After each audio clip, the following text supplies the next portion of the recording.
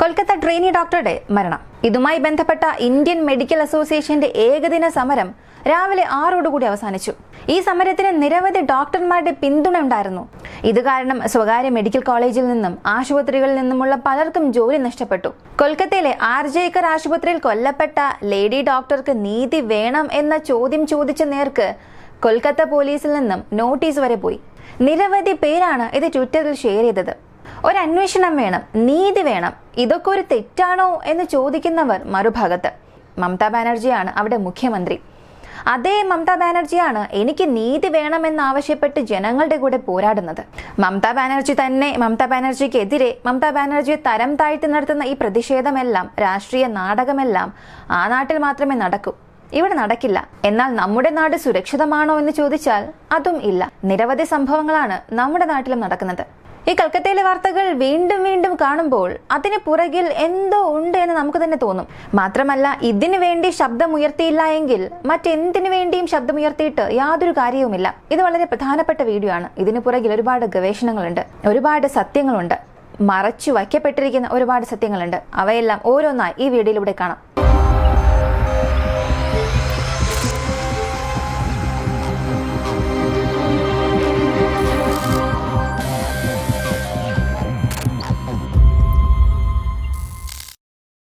ആദ്യമേ പറയാം, കൊൽക്കത്തയിലെ 31-കാരിയായ ട്രെയിനി ഡോക്ടർക്ക് നീതി ലഭിക്കുമോ എന്നൊന്നും അറിയില്ല.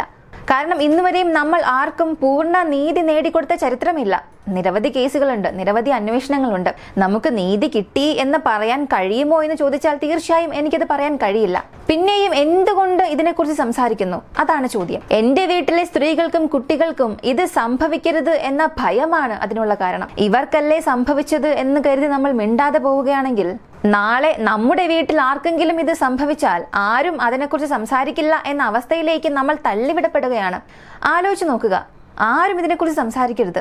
ഇതിനെക്കുറിച്ച് സംസാരിക്കുന്നവർക്ക് നോട്ടീസ് പോകുന്നുണ്ട്, അല്ലെങ്കിൽ ഇതിനെക്കുറിച്ച് സംസാരിക്കുന്നവർ തെറ്റായി സംസാരിക്കുന്നു എന്നൊക്കെയാണ് പറയുന്നത്.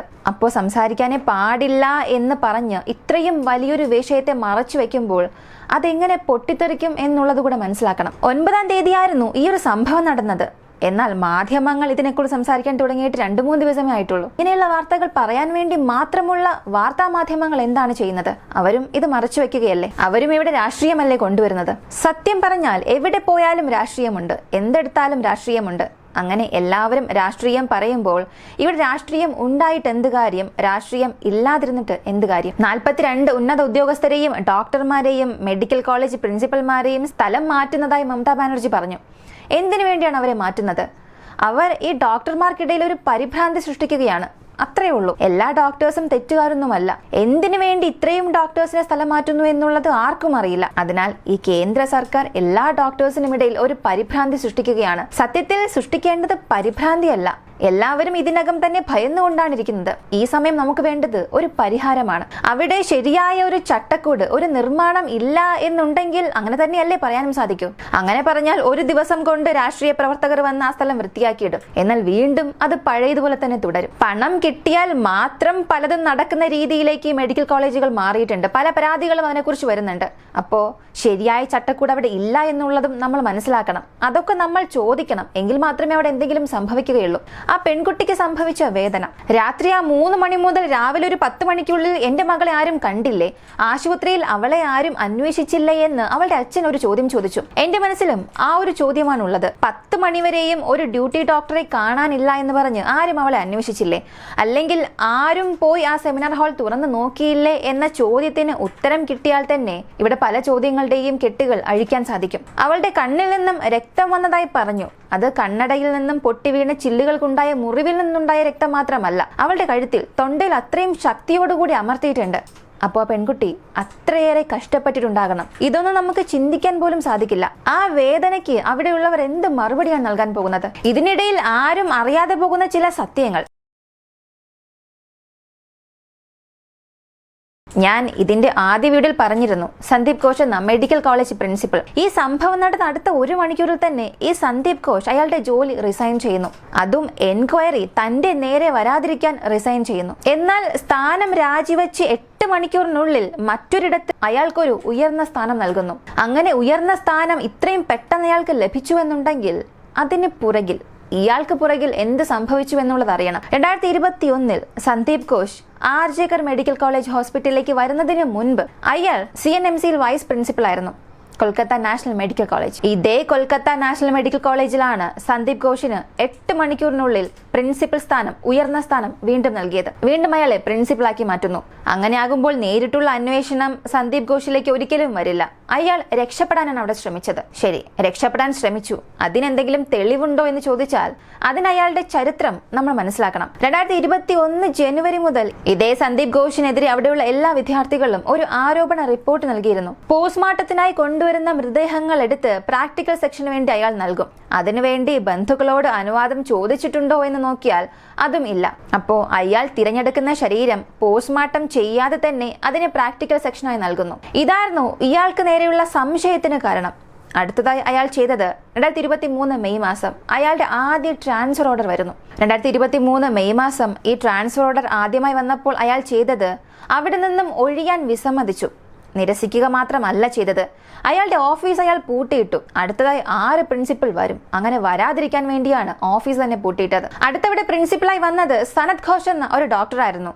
ഈ ഡോക്ടർ സനത് ഘോഷ് 24 മണിക്കൂറിനുള്ളിൽ തന്നെ എനിക്കിവിടെ ജോലി ചെയ്യാൻ സാധിക്കില്ല എന്ന് പറഞ്ഞു. വീണ്ടും ഈ സന്ദീപ് ഘോഷിനെ തന്നെ അവിടെ പ്രിൻസിപ്പലാക്കി മാറ്റുന്നു.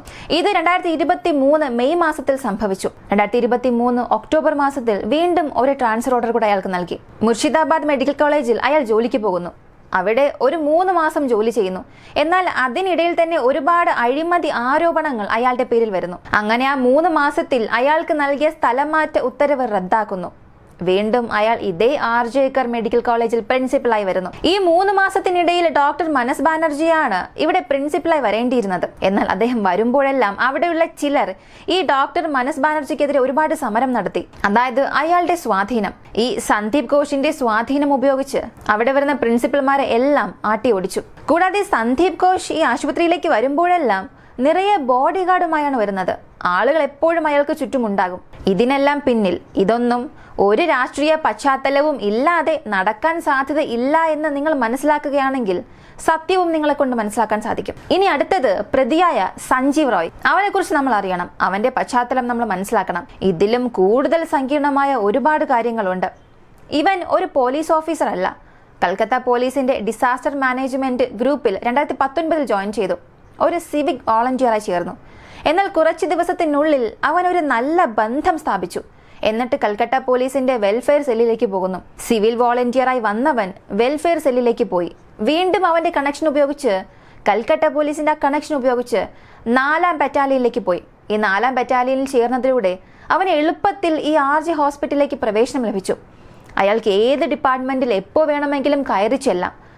അതാണ് അവന് ലഭിച്ച ഏറ്റവും വലിയ ശക്തി. പോലീസിന്റെ വെൽഫെയർ ബോർഡിൽ 12 അംഗങ്ങൾ ഉണ്ടെങ്കിൽ ഇവൻ അവരിൽ ഒരാളായിരിക്കും. ആരെങ്കിലും അവനെക്കുറിച്ച് മോശമായി എന്തെങ്കിലും സംസാരിച്ചാൽ അവരെ സ്ഥലം മാറ്റാനുള്ള ഒരു അവകാശം പോലും രാഷ്ട്രീയ പാർട്ടിയിൽ നിന്നും ഇവൻ നൽകിയിട്ടുണ്ട്. ദിവസവും 5 ലിറ്റർ പെട്രോൾ ഇവന് നൽകും. പോലീസ് ഡിപ്പാർട്ട്മെന്റിൽ നിന്നും ഒരു മോട്ടോർ സൈക്കിൾ കൊടുത്തിട്ടുണ്ട്. അതിൽ പോലീസിന്റെ സ്റ്റിക്കറും ഒട്ടിച്ചിട്ടുണ്ട്. ശരി, ഇനി ഈ റോയ് നല്ലവനാണോ എന്ന് ചോദിച്ചാൽ അതും ഇല്ല. പലതവണ ഇവന്റെ പേരിൽ നിരവധി പ്രശ്നങ്ങൾ ഉണ്ടായിട്ടുണ്ട്. അത് പിടിച്ചുപറിയാകട്ടെ, ഭീഷണിപ്പെടുത്തൽ, സ്ത്രീകൾക്കെതിരെയുള്ള ഭീഷണി, ഇതെല്ലാം രേഖപ്പെടുത്തിയിട്ടുമുണ്ട്. 2022 ഇവൻ വിവാഹിതനായപ്പോൾ ഭാര്യയുമായി ഒരുപാട് പ്രശ്നങ്ങൾ ഉണ്ടായിരുന്നു. ഗർഭിണിയായ ഭാര്യയെ മർദ്ദിച്ചു. കൂടാതെ ഒരു വനിതാ ഡോക്ടറോട് മോശമായി പെരുമാറി. ഒരാഴ്ചകൾക്ക് മുൻപ് പോലും ഇവന്റെ പേരിൽ ഒരു പരാതി ഉണ്ടായിരുന്നു. അങ്ങനെ 2022 മുതൽ തന്നെ ഇവൻ സ്ത്രീകൾക്ക് നേരെ പല പ്രശ്നങ്ങൾ ചെയ്തുകൊണ്ടിരുന്നു. ഒരാഴ്ചകൾക്ക് മുൻപ് വനിതാ ഡോക്ടറോട് മോശമായി പെരുമാറിയതിനും ഒരു പരാതി നൽകിയിരുന്നു. അതും രജിസ്റ്റർ ചെയ്തിട്ടുണ്ട്. എന്നാൽ ഇതിനുശേഷവും medical college principal Sandip Ghosh ഇതിനെക്കുറിച്ചൊന്നും വലിയ കാര്യമാക്കിയതേയില്ല. ഒരു സ്ത്രീ ഒരു മരുന്ന് വാങ്ങാനായി കുറിപ്പ് കൊണ്ടുവരുന്നു. അവരുടെ ഫോൺ നമ്പർ അതിലുണ്ടായിരുന്നു. ഇവൻ ആ ഫോൺ നമ്പർ എടുക്കുകയും അവരോട് മോശമായി പെരുമാറി 3 മാസത്തോളം ആ സ്ത്രീയെ മാനസികമായി തന്നെ പീഡിപ്പിക്കുന്നു. ഇപ്പോ ഈ സത്യങ്ങളെല്ലാം പുറത്തേക്ക് വരാൻ തുടങ്ങി. അതുകൊണ്ടാണ് ഇവന് പുറകിലെ കുറ്റകൃത്യങ്ങളുടെ നിരക്ക് പോലീസ് അന്വേഷിക്കാൻ തുടങ്ങി. ഈ കുറ്റകൃത്യങ്ങളുടെ നിരക്കും വളരെ ഉയർന്നതാണ്. അവൻ സ്ത്രീകൾക്കെതിരെ പലതും ചെയ്തു. എന്നാൽ ഇതൊക്കെ അറിഞ്ഞിട്ട് കൂടിയും ഈ മെഡിക്കൽ കോളേജ് പ്രിൻസിപ്പൽ അല്ലെങ്കിൽ സർക്കാരോ രാഷ്ട്രീയക്കാരോ ഒരു നടപടിയും എടുത്തിട്ടില്ല, ഇനി എടുക്കുകയുമില്ല. കാരണം ഇതിന് പിന്നിൽ ഒരു മാഫിയ തന്നെ ഉണ്ട്. ഈ സഞ്ജീവ് റോയ്ക്ക് മറ്റെന്തെങ്കിലും കണക്ഷൻ അവിടെ ഉണ്ടോ എന്ന് നോക്കിയാൽ, ഒരു രോഗിയെ ആശുപത്രിയിൽ അഡ്മിറ്റ് നൽകണം, അവർക്കൊരു ചികിത്സ സൗജന്യമായി നൽകണം, മരുന്ന് പകുതി വിലയ്ക്ക് നൽകണം. ഇങ്ങനെ പല കാര്യങ്ങൾക്കും അവൻ പണം വാങ്ങി അവന്റെ സ്വാധീനം ഉപയോഗിച്ച് ആവശ്യമായ കാര്യങ്ങളെല്ലാം അവൻ ചെയ്തു കൊടുക്കും. ഇങ്ങനെ പണ്ട് നടന്ന കാര്യങ്ങളെല്ലാം ബന്ധിപ്പിച്ച് ഓരോന്നായി ഉണ്ടാക്കി പറയുകയാണ് എന്ന് ചിലർ പറയാം. എന്നാൽ 3 ദിവസങ്ങൾക്ക് മുൻപ് ഒരു സംഭവം ഉണ്ടായി. അത് ശ്രദ്ധിക്കണം. ഒരു വീഡിയോ പുറത്തു വന്നു. 120-ലധികം ഗുണ്ടകൾ ആശുപത്രിയിലേക്ക് പ്രവേശിച്ചു. ആ കൊല്ലപ്പെട്ട ലേഡി ഡോക്ടർക്ക് നീതി വേണമെന്നാവശ്യപ്പെട്ട് പ്രതിഷേധം നടത്തിയവർക്ക് നേരെയായിരുന്നു ഈ ഗുണ്ടകൾ വന്നത്. അവരെ അവിടെ നിന്നും ആട്ടി ഓടിക്കാൻ. ആ സമയത്ത് എല്ലാവരുടെ ഫോണിലും ഒരു SOS സന്ദേശം വന്നു, അടിയന്തര സന്ദേശം. ഡോക്ടേഴ്സ് എല്ലാം പെട്ടെന്ന് പരിഭ്രാന്തരായി. ഞങ്ങളെ രക്ഷിക്കൂ എന്നുള്ള സന്ദേശം എല്ലാവരും അങ്ങോട്ടും ഇങ്ങോട്ടും അയച്ചു തുടങ്ങി. പെട്ടെന്ന് അവിടെയുള്ള സിഗ്നലുകളെല്ലാം കട്ടായി. ആരോ ജാമർ ഉപയോഗിച്ചിട്ടുണ്ട്. ഈ ഗുണ്ടകൾ ആശുപത്രിയിലേക്ക് കയറി ആ ലേഡി ഡോക്ടർ മരിച്ചു കിടന്ന ആ സ്ഥലം മുഴുവനും അടിച്ചു തകർക്കുന്നു. അവിടെയുള്ള എല്ലാ തെളിവുകളും നശിപ്പിക്കുന്നു. അപ്പോൾ നിങ്ങൾ തന്നെ ഒന്ന് ചിന്തിച്ചു നോക്കുക, എത്ര വലിയ സ്വാധീനം ഉണ്ടായിരുന്നെങ്കിൽ അവർ ഇതെല്ലാം ചെയ്തിരിക്കണം. മൊത്തത്തിൽ ആ സ്ഥലം മുഴുവനും അവർ തകർത്തു. നമ്മൾ ഇതിനെക്കുറിച്ച് സംസാരിച്ചില്ല എന്നുണ്ടെങ്കിൽ, ആ സ്ത്രീക്ക് നീതി ലഭിച്ചില്ല എന്നുണ്ടെങ്കിൽ, മറ്റെന്തിനെക്കുറിച്ച് സംസാരിക്കാനും നമ്മൾ യോഗ്യരല്ല.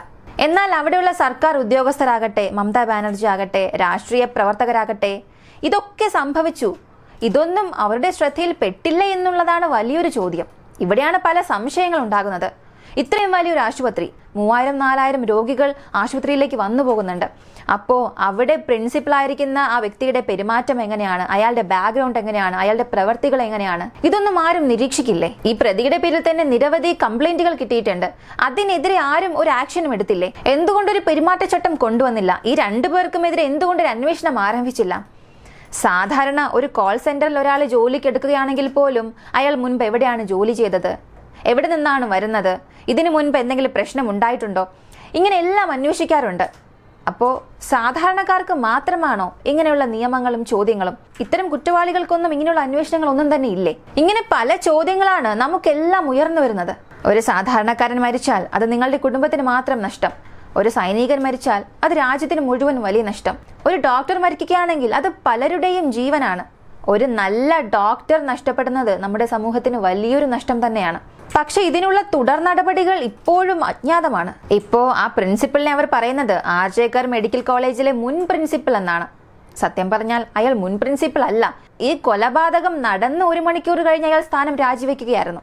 ഇതൊക്കെ നമ്മൾ ചോദിക്കുമ്പോൾ CBI അന്വേഷിക്കുന്നുണ്ട് എന്ന് പറയും. പക്ഷെ അതിന്റെ അപ്ഡേറ്റ് എന്താണെന്ന് ചോദിച്ചാൽ ഇതൊന്നും സർക്കാരിന്റെ അജണ്ടയല്ല എന്ന് പറയും. ഇതിനെക്കുറിച്ച് സംസാരിച്ചാൽ നമ്മൾ കുഴപ്പത്തിലാകുമെന്ന് കരുതി പല ഡോക്ടേഴ്സും മീഡിയയും ഭയപ്പെടുന്നു. കുറച്ച് ഡോക്ടേഴ്സ് മാത്രമാണ് ഇതിനെക്കുറിച്ച് സംസാരിക്കാൻ തയ്യാറാകുന്നത്. നമ്മളും അത് തന്നെയാണ് പ്രതീക്ഷിക്കുന്നത്. ഭരണകക്ഷിയെയോ പ്രതിപക്ഷത്തെയോ മറക്കുക. ദയവായി മനുഷ്യരായി പരിഗണിക്കുക. വിവേചനരഹിതമായ ഒരു സമൂഹമാണ് നമ്മൾ എല്ലാവരും പ്രതീക്ഷിക്കുന്നത്. കൊൽക്കത്തയിൽ നീതി വേണമെന്ന് പ്രതിഷേധിക്കുന്ന ഡോക്ടേഴ്സിനും ഇത് തന്നെയാണ് പറയാനുള്ളത്. നിങ്ങൾക്ക് ഇതിനെക്കുറിച്ച് എന്താണ് പറയാനുള്ളത്? അത് കമന്റിൽ പറയുക. വീഡിയോ ഇഷ്ടമായാൽ ലൈക്ക് ചെയ്യുക, ഷെയർ ചെയ്യുക. നമ്മുടെ ചാനൽ ആദ്യമായി കാണുന്നവരാണെങ്കിൽ മറക്കാതെ സബ്സ്ക്രൈബ് ചെയ്ത് സപ്പോർട്ട് ചെയ്യുക. മറ്റൊരു വീഡിയോയുമായി വീണ്ടും കാണാം.